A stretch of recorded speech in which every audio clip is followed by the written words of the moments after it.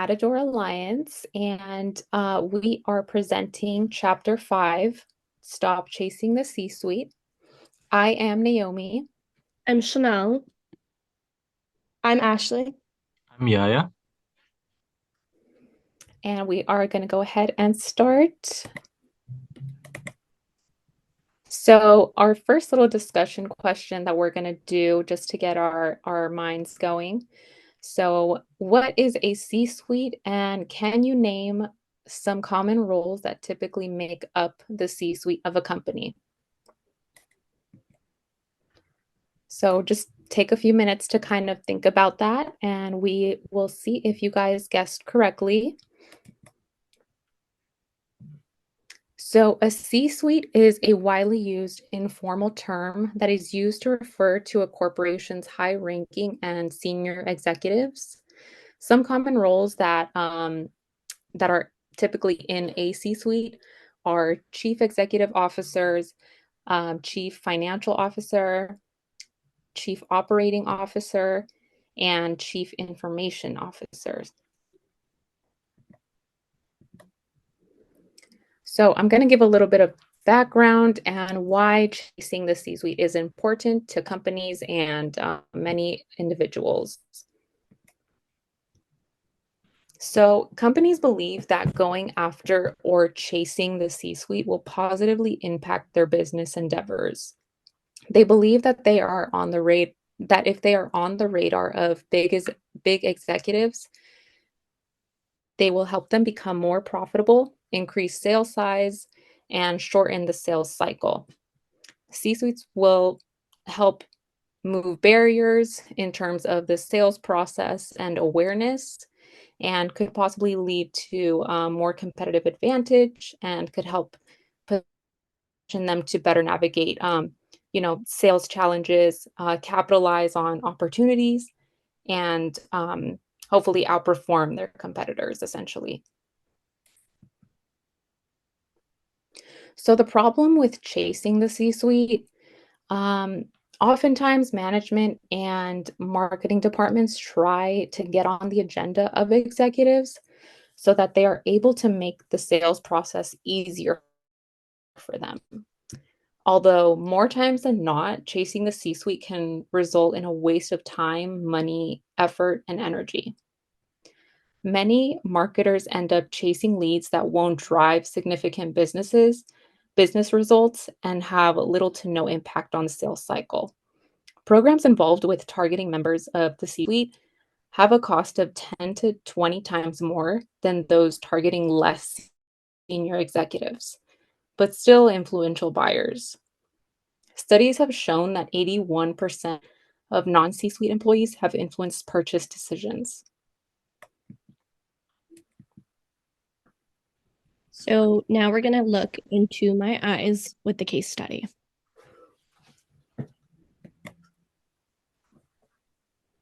So the situation.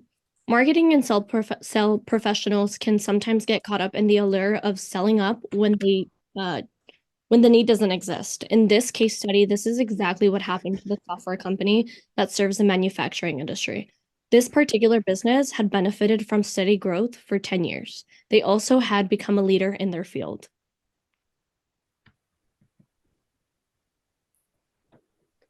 The problem is that in the previous 18 months, their growth has stagnated, but they hit a wall and the sales team was not meeting their revenue targets. They tried to cut off marketing staff and double down on reaching the C-level audience. The theory was that if they could get the attention of the CIO, they could upsell more services to their target buyer and reduce the length of the sales process by seeking senior approval upfront. The attempted solution. The new marketing team set out to fill the pipeline with CIO meetings. $35,000 was invested to hire a professional agency to design a direct mail program. This took 3 months to develop and only ran for 30 days. The program consisted of direct mail, where 365 direct mail letters were sent that contained an introduction of the issues addressed by the vendor, with an offer to conduct a complimentary process assessment comparing the organization to industry standards.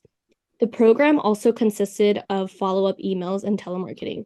2 follow-up emails would be sent with outbound calls.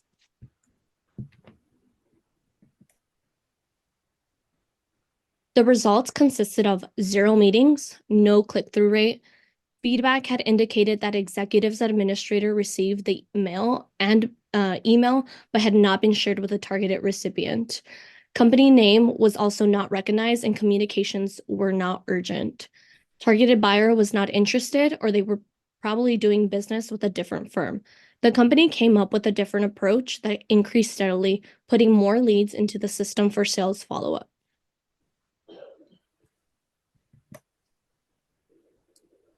The lessons learned. The CIO was not their target buyer. No one spoke to CIOs ahead of the campaign. They failed to invest in direct mail that would stand out, and money that was wasted on irrelevant C-suite targets should have been spent enhancing their outreach and booking meetings with the lead targets that truly resonated.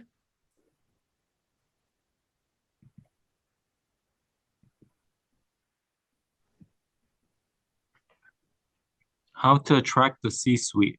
Exploring the guidelines to the following for maximizing resource strains and minimizing resource strains and maximizing results when targeting the C-suite. So number one, be very targeted. Focus on identifying the specific individuals within the C-suite who you need to target, verify their industry and their company, understand the individual's priorities and challenges, which will give them a reason to buy your product, and see if your product will actually help their needs and goals and add value to their company.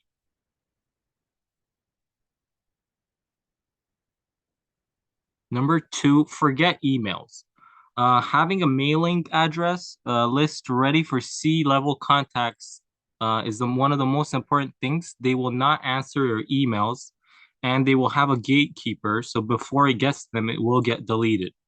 Try personalizing your message and standing out. Use priority mail to make it easier for them to get it. And try doing this in small batches. The costs are very high and don't expect too many responses because the whole goal is to just be remembered.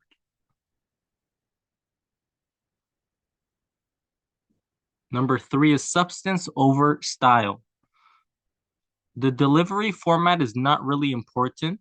The important part is your offer and your value proposition. Be relevant with what you're offering and try to capture their attention and keep it. Figure out what their critical issues are and to try to attack them to give them a reason to buy it, and be relevant to their role. And of course, no bribing.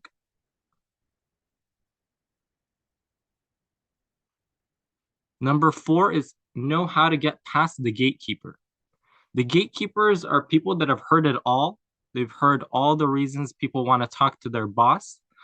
Try having an urgent reason, focus on the company's problem, and understand their business and perspective. Try your best to compel to their needs as well, because they're always dealing with whaling messages and everything like that. So they're ready for everything.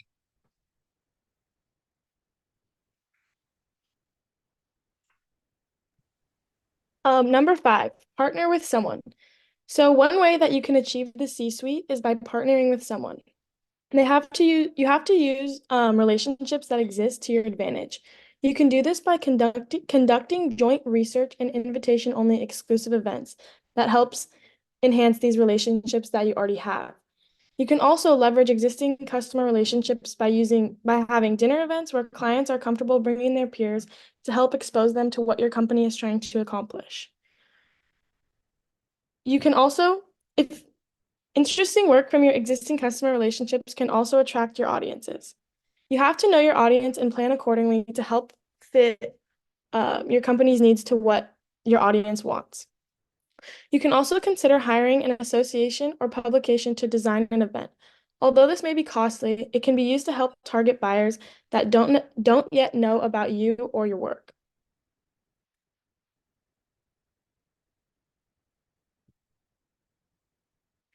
Number 6, develop thought leadership assets. You have to build trust before requesting a meeting. In order to target the C-suite, you have to build trust because trust is what will help request a meeting. Offer your audience value where they can fit anywhere else. You can do this by fielding a survey and publishing the results. Somewhere within your organization, you have valuable domain knowledge, a unique perspective, and proprietary insight. But you do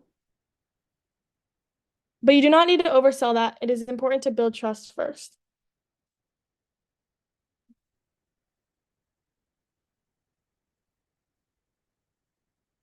Lastly, the most important and effective way to reach the C-suite is when someone on their team sets up a meeting for you. Building this relationship with the champion helps you gain necessary information to capture attention of the C-suite. Marketing and sales work together to identify champions and how you want them to help. It takes time, but ultimately it is worth it. A prospect can turn into a champion when they help promote and support individual goals within an organization.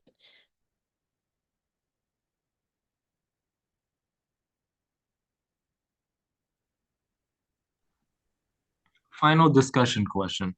Can you provide examples of companies where the C-suite played a significant role in shaping the company's direction, success, or even failure?